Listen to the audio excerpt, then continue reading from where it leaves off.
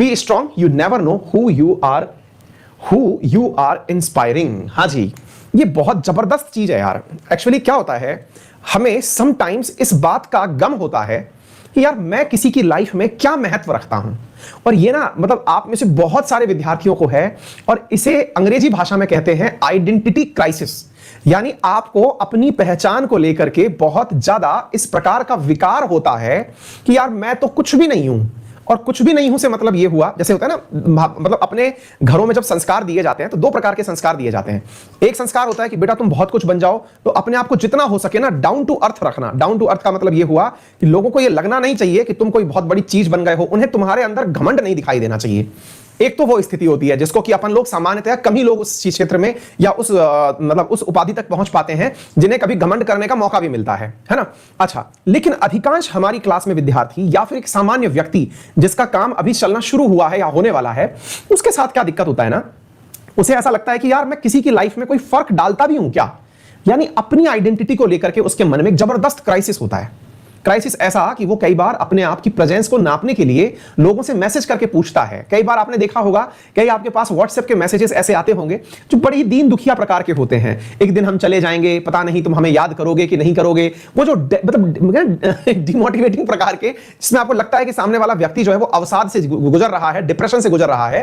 वो जो चीजें आपको मैसेजेस में दिखाई पड़ती हैं, वास्तविकता है उस व्यक्ति के कहीं ना कहीं जहन में ये बात छिपी है कि उसकी प्रेजेंस आपके लिए मैटर करती है या नहीं। फिर आप उसे बढ़िया सा एक मसालेदार मैसेज लिख के भेजते हैं कि यार नहीं यार तुम्हारी याद बहुत आएगी, ऐसी फर्जी बातें ना करो यार, ये मत बोलो।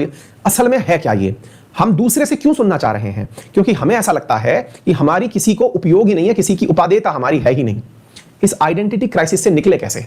इस आइडेंटिटी क्राइसिस से निकलने का सबसे बेहतरीन तरीका यह है कि आप अपने आप के बारे में जितना ज्यादा हो सके सकारात्मक रहें।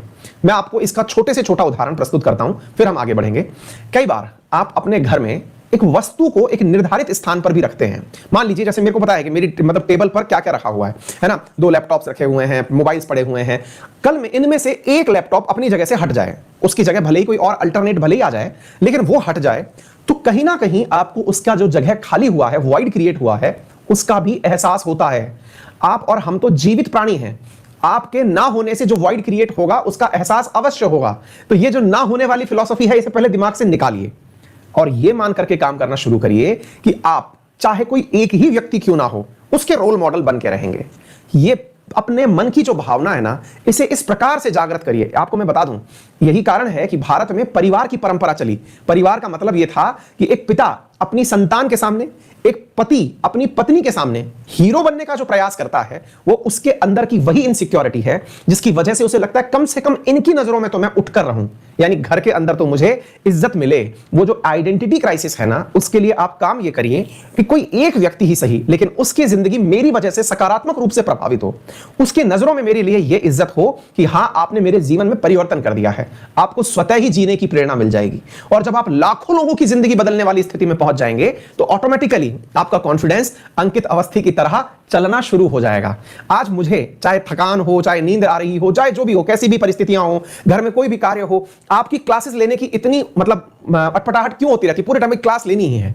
रीजन, क्योंकि मुझे पता है कि मैं बहुत से लोगों की जिंदगी में चाहे इतना सा ही सही प्रभाव रख रहा हूं। जब प्रभाव है तो उसे सकारात्मक रूप से निभाने की ऊर्जा स्वतः ही आ जाती है। आपके लाइफ में भी ऐसे होगा। आप कोई भी काम पकड़िए, चाहे किसी राह चलते या किसी फुटपाथ पर बैठे बच्चे की ही आप शिक्षा की जिम्मेदारी उठा लीजिए। आप किसी ऐसे बच्चे को जिसको पढ़ने में इंटरेस्ट नहीं है, पढ़ने में इंटरेस्ट क्रिएट कर दीजिए। आप उसकी मोटिवेशन का सोर्स बन जाइए। फिर देखिए आपकी सकारात्मकता कितनी बढ़ती है।